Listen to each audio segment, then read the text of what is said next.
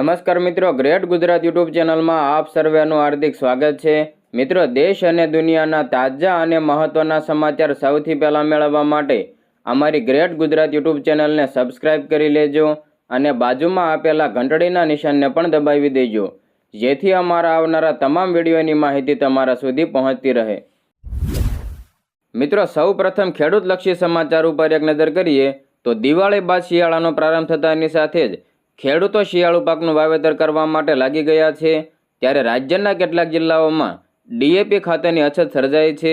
શિયાળુ પાકના વાવેતરના સમયે ખાતરની અછત સર્જાતા ખેડૂતો ચિંતિત બની ગયા છે। છેલ્લા 1 મહિના જેટલા સમયથી ખેડૂતો ડીએપી ખાતર માટે દોડી રહ્યા છે, પરંતુ ખાતરની અછતને કારણે શિયાળુ પાકના વાવેતરમાં વિલંબનો આક્ષેપ કરી રહ્યા છે।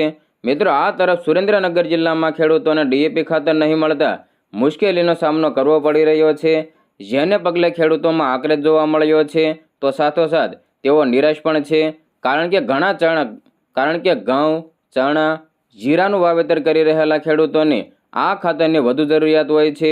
મિત્રો, ભારતીય કિસાન સંઘના પ્રદેશ અધ્યક્ષ એવા જગમાલ આર્ય જૂનાગઢની મુલાકાતે આવ્યા હતા। તેમણે જૂનાગઢ, ગીર સોમનાથ, અમરેલીના ખેડૂતો સાથે મુલાકાત કરી હતી।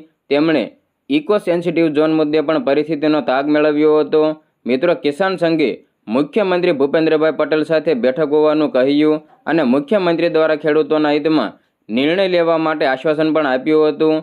મિત્રો, આ સાથે જ ખેડૂતોને બિનખેતીની જમીન આપવા અને ડીએપી ખાતરની અછત વિશે પણ સરકારને રજૂઆત કરી હોવાનું કહ્યું। જો કે યોગ્ય પગલાં નહીં લેવાય તો આંદોલનની પણ ચીમકી ઉચ્ચારી છે। મિત્રો, અમરેલીના ડીએપી ખાતરની અછતને લઈને જિલ્લા કોંગ્રેસ પ્રમુખે સરકાર ઉપર આકરા પ્રહારો કર્યા છે। પ્રતાપ દુધાતે કહ્યું કે અમરેલીમાં ખેડૂતોને અતિવૃષ્ટિને કારણે નુકસાન થયું છે। નુકસાન બાદ હવે ખેડૂતોને ખાતર નથી મળી રહ્યું। ખાતર ન મળતા ખેડૂતોની પાયમાલ જેવી સ્થિતિ સર્જાઈ છે। ડીએપી ખાતરની માંગ પૂરી કરવામાં આવે તેવી પ્રતાપ દુધાતે રજૂઆત કરી હતી। મિત્રો, અમરેલી જિલ્લા કોંગ્રેસના પ્રમુખ પ્રતાપ દુધાતે કૃષિ મંત્રીને પત્ર લખ્યો હતો। હવે મિત્રો, મુખ્યમંત્રી પાક સંગ્રહ સ્ટ્રક્ચર યોજનાની સહાયમાં વધારાને લઈને સૌથી મોટા અને અગત્યના સમાચાર મળી રહ્યા છે।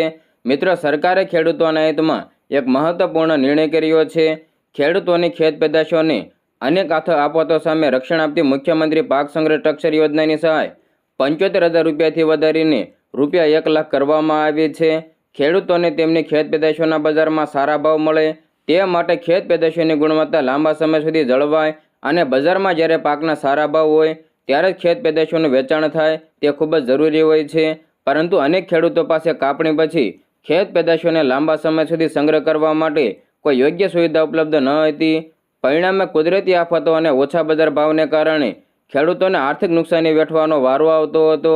ગુજરાતના ખેડૂતોની આ વ્યથા સમજીને રાજ્ય સરકારે વર્ષ 2021-22માં નવી મુખ્યમંત્રી પાક સંગ્રહ ચક્ર યોજના અમલમાં મૂકી હતી। મિત્રો, કૃષિ મંત્રી રાઘવજી પટેલે આ યોજના અંગે વાત કરતા જણાવ્યું હતું કે ગુજરાતના ખેડૂતોને પોતાના ખેતરમાં જ સંગ્રહ સ્થાન ઊભું કરવા માટે પ્રોત્સાહિત કરવા માટે મુખ્યમંત્રી પાક સંગ્રહ સ્ટ્રક્ચર યોજના અમલમાં મુકાઈ હતી। આ યોજનાનો લાભ મેળવવા માટે ખેડૂતોએ પોતાના ખેતરમાં ઓછામાં ઓછું 330 ચોરસ ફૂટ વિસ્તારનું એક પાક સંગ્રહ સ્ટ્રક્ચર બનાવવાનું હોય છે, જેના માટે રાજ્ય સરકાર દ્વારા જરૂરી નાણાકીય સહાય પૂરી પાડવામાં આવે છે। આ યોજના અંતર્ગત રાજ્ય સરકાર દ્વારા ખેડૂતોને અગાઉ કુલ ખર્ચના 50% અથવા 75,000 રૂપિયા સહાય આપવામાં આવતી હતી। ખેડૂતોને વધુમાં વધુ સહાય મળી રહે તે માટે મુખ્યમંત્રી ભૂપેન્દ્ર પટેલના નેતૃત્વ હેઠળની રાજ્ય સરકારે ચાલુ વર્ષે સહાયની રકમમાં વધારો કર્યો છે। હવે સ્ટ્રક્ચર બનાવવા માટે ખેડૂતને આ યોજના હેઠળ કુલ ખર્ચના 50% અથવા 1 લાખ બંનેમાંથી જે ઓછું હોય તે સહાય આપવામાં આવશે। મિત્રો, તમને જણાવી દઈએ કે ગુજરાતના ખેડૂતો આ યોજનાનો લાભ મેળવીને પોતાની ખેત પેદાશોને આશરે 16 થી લઈને 17 મેટ્રિક ટન જેટલી સંગ્રહ ક્ષમતા ધરાવતા 330 ચોરસ ફૂટના સ્ટ્રક્ચરમાં લાંબા સમય સુધી વરસાદ, વાવાઝોડું, તીડ અને ચોરી જેવી આકસ્મિક આફતો સામે સુરક્ષિત રાખી શકશે। એટલું જ નહીં, ખેતી કાર્યોમાં વપરાતી ખાતર, બિયારણ, દવા, ખેત ઓજારો, સિંચાઈના સાધનો અને તાડપત્રી જેવી વિવિધ સામગ્રીને પણ ખેડૂતો આ સંગ્રહ સ્ટ્રક્ચરમાં વ્યવસ્થિત રીતે સાચવી શકશે। પરિણામે ખેડૂતોની આવકમાં વધારો જોવા મળશે। મિત્રો, સમાચારમાં આગળ વધીએ તો રાજકોટમાં સસ્તા અનાજની દુકાનમાં ખરાબ અનાજ વિતરણ થયું હોવાનો આરોપ લાગ્યો છે। રાજકોટના ચેમ્બર ઓફ કોમર્સના આગેવાન રાજુ ઝુંઝાએ જિલ્લા કલેક્ટરને આ બાબતે રજૂઆત કરી હતી. સાંસદ રામ મોકરિયાએ પણ સસ્તા અનાજના દુકાનદારો નબળી ગુણવત્તાનું અનાજ આપતા હોવાનો દાવો કર્યો છે. તેમજ ભેળસેળ કરનારા સામે કાર્યવાહી કરવા માટે જણાવ્યું છે. સાંસદ રામ મોકરિયાની રજૂઆતને પગલે જિલ્લા કલેક્ટરે તપાસના આદેશ આપ્યા છે. ભેળસેળની જ્યાં શંકા હતી ત્યાંથી સેમ્પલ લઈ લેવામાં આવ્યા છે. તેમજ લેબોરેટરી તપાસના રિપોર્ટમાં જો કોઈ બેદરકારી સામે આવશે તો કાર્યવાહી કરવા માટે જણાવવામાં આવ્યું છે. સાંસદ રામ મોકરિયાએ જણાવ્યું કે પુરવઠા ખાતાની રજૂઆત કરી વડાપ્રધાન નરેન્દ્ર મોદી લગભગ 80 કરોડ લોકોને 5 કિલો મફત અનાજ આપે છે. ત્યારે અને સરકાર કરોડો અબજોનો ખર્ચ કરે છે. ત્યારે આ અનાજના મારી પાસે નમૂના આવ્યા હતા. તે ભેળસેળવાળા અથવા જીવજંતુવાળા હતા, જેને પગલે મેં કલેક્ટરને તે બાબતે રજૂઆત કરી છે. આ અનાજની તપાસ કરો અને આ ભેળસેળ ક્યાં થાય છે તેની પણ તપાસ કરવામાં આવે. હવે મિત્રો આગળ વાત કરીએ તો મણિપુરમાં ફરી એકવાર હિંસાને લઈને સૌથી મોટા અને અગત્યના સમાચાર મળી રહ્યા છે. મણિપુરના જીરીબામમાં શંકાસ્પદ કુરી ઉગ્રવાદીઓ દ્વારા એક પરિવારને બંધક બનાવ્યા બાદ અત્યાર સુધીમાં 6 મૃતદેહો મળી આવ્યા છે, તેમ કેન્દ્રીય ગૃહ મંત્રાલયે જણાવ્યું હતું. તો બીજી તરફ આ ઘટના બાદ પૂર્વોત્તરના રાજ્ય મણિપુરમાં ફરી એકવાર ભડકે બળે તેવી સ્થિતિ સર્જાઈ રહી છે, જેને પગલે ઇમ્ફાલમાં કર્ફ્યુ લાદવામાં આવ્યો છે. તો બીજી તરફ દેખાવકારોએ ભાજપના ધારાસભ્યો સપમ કેબા, સપમ નિશિકાંત અને આરકે ઇમોના ઘરોમાં તોડફોડ કરી હતી. વાહનોને આગ ચાંપી દીધી હતી. મણિપુરમાં શાંતિ પુનઃસ્થાપિત કરવા માટે કેન્દ્રીય ગૃહ મંત્રાલયે રાજ્ય સરકારને કડક પગલાં લેવા માટે આદેશ આપ્યો છે. મિત્રો, મંત્રાલયે જણાવ્યું કે રાજ્યમાં હિંસક ગતિવિધિઓમાં સામેલ લોકો સામે કડક કાર્યવાહી થવી જોઈએ. નોંધનીય છે કે મંગળવારે જીરીબામમાં જ સુરક્ષા દળોએ એન્કાઉન્ટરમાં 10 આતંકવાદીઓને ઠાર માર્યા હતા. આતંકવાદીઓએ સીઆરપીએફની ચોકી ઉપર હુમલો કર્યો હતો. આ જ ગામમાં મેતે પરિવારના લોકોનું અપહરણ કરવામાં આવ્યું હતું. મિત્રો, સમાચારમાં આગળ વધીએ તો આંધ્રપ્રદેશના મુખ્યમંત્રી એવા ચંદ્રબાબુ નાયડુના નાના ભાઈ એવા રામમૂર્તિ નાયડુનું લાંબી બીમારી બાદ શનિવારે હૈદરાબાદમાં નિધન થઈ ગયું છે. તેમણે 3 દિવસ પહેલાં હૃદય અને શ્વાસ સંબંધિત તકલીફોને કારણે હોસ્પિટલોમાં દાખલ કર્યા હતા.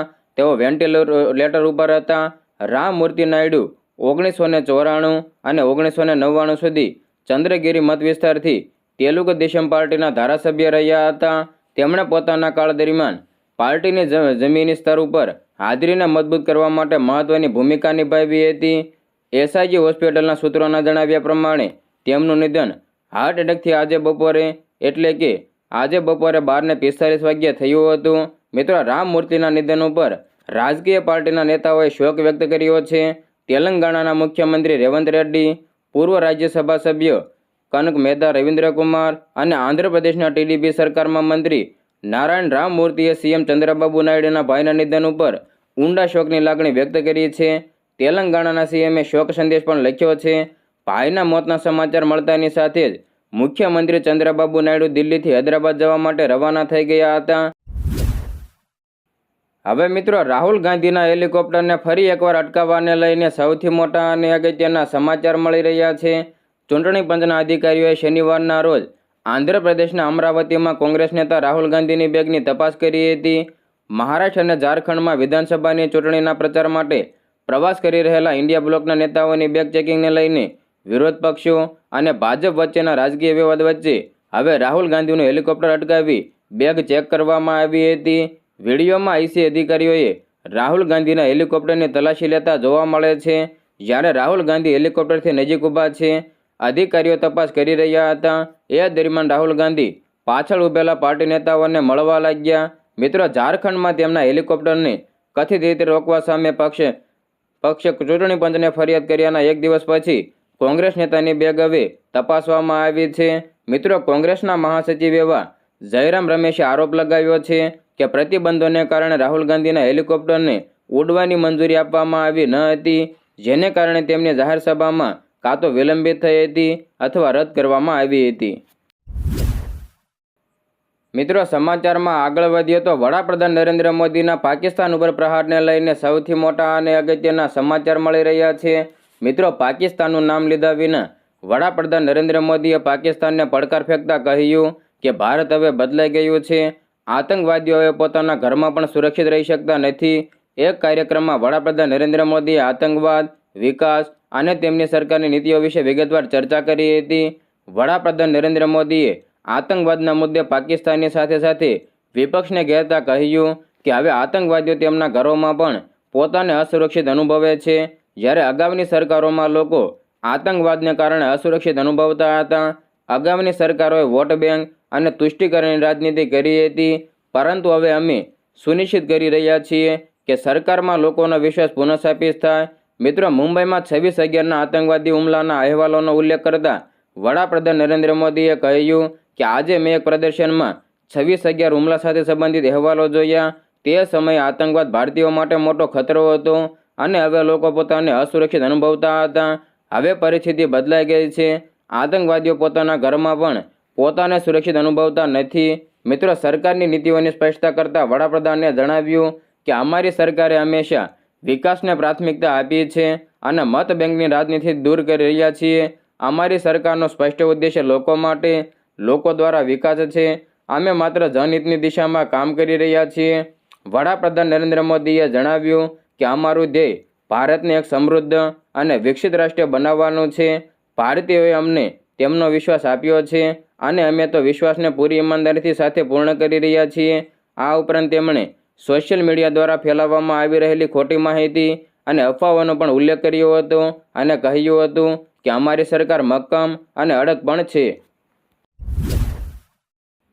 હવે મિત્રો, મોસમ સમાચાર ઉપર એક નજર કરીએ તો ગુજરાતના હવામાનને લઈને અંબાલાલ પટેલે નવી આગાહી દર્શાવી છે. હવામાન નિષ્ણાત અંબાલાલ પટેલના જણાવ્યા પ્રમાણે રાજ્યમાં આગામી 17 નવેમ્બરથી ઠંડીની અસર જોવા મળશે. 17થી લઈને 20 નવેમ્બર વેસ્ટર્ન ડિસ્ટર્બન્સ આવશે, જેને કારણે ઠંડીનો ચમકારો વધશે. ઉત્તર ભારતમાં પણ તાપમાનમાં ઘટાડો થવાની સંભાવના અંબાલાલ પટેલ દ્વારા વ્યક્ત કરવામાં આવી છે. તેમણે એમ પણ જણાવ્યું કે ઉત્તર ગુજરાતમાં ન્યૂનતમ તાપમાન 16 ડિગ્રી સુધી પહોંચે તેવી શક્યતાઓ છે. ડિસેમ્બર મહિનાની શરૂઆતથી રાજ્યમાં કડકડતી ઠંડી પડવા લાગશે. 22 અને 23 નવેમ્બરમાં દિલ્હી, હિમાચલ, હરિયાણા, રાજસ્થાનમાં માવઠું અને બરફવર્ષાની પણ સંભાવનાઓ છે. આ અસર ગુજરાતમાં પણ દેખાશે અને ગુજરાતના વાતાવરણમાં પલટાની શક્યતાઓ છે. મિત્રો, 22થી લઈને 24 નવેમ્બર પછી બંગાળના ઉપસાગરમાં ચક્રવાત સર્જાશે. 25 નવેમ્બર મજબૂત પશ્ચિમી વિક્ષેપ આવવાની શક્યતાઓ છે. પશ્ચિમી વિક્ષેપને કારણે ન્યૂનતમ, મહત્તમ તાપમાન ઘટવાની પણ શક્યતાઓ છે. નવેમ્બરના અંતિમ સપ્તાહ અને ડિસેમ્બરની શરૂઆતમાં પણ બંગાળની ખાડીમાં લો પ્રેશર બનશે. આ કારણે ગુજરાતમાં પણ કમોસમી વરસાદની શક્યતાઓ છે. દક્ષિણ ગુજરાતના હવામાનમાં પલટાની સંભાવનાઓ છે.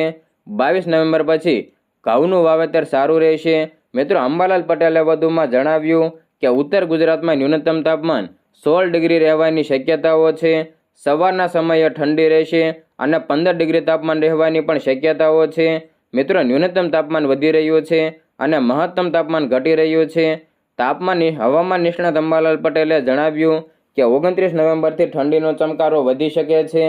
29 નવેમ્બર પછી ન્યૂનતમ તાપમાન 8થી લઈને 10 ડિગ્રી રહેવાની સંભાવનાઓ છે. ગુજરાતમાં નવેમ્બર મહિનાને 15 દિવસ થઈ ગયા હોવા છતાં પણ હજુ પણ જોઈએ તેવી ઠંડીની શરૂઆત નથી થઈ. માત્ર વહેલી સવારે અને રાત્રિના સમયે થોડો ઠંડીનો ચમકારો જોવા મળે છે, જેને કારણે બેવડી ઋતુનો અહેસાસ થઈ રહ્યો છે. ડિસેમ્બર મહિનાની શરૂઆતથી કાતિલ ઠંડી પડવા લાગશે, જેમાં 27 ડિસેમ્બરથી ગુજરાતના કેટલાક ભાગોમાં લઘુત્તમ તાપમાન 10 ડિગ્રી તો કેટલાક ભાગોમાં 8 ડિગ્રી સુધી જવાની શક્યતાઓ છે. આમ એકંદરે આ વખતે શિયાળામાં રેકોર્ડ બ્રેક ઠંડી પડવાની છે.